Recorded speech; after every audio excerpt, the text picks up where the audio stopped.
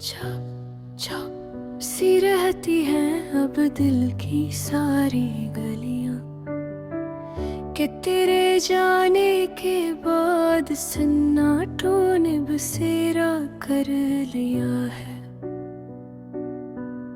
मैं रोज अपने अंदर डूबता हूँ,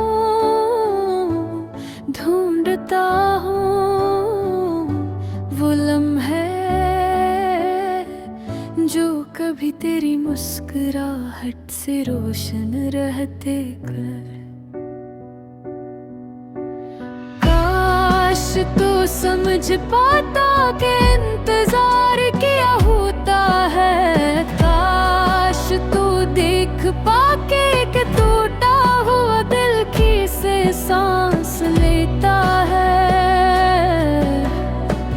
हर रात देर तक जाग कर मैं आसमान से पूछता हूँ,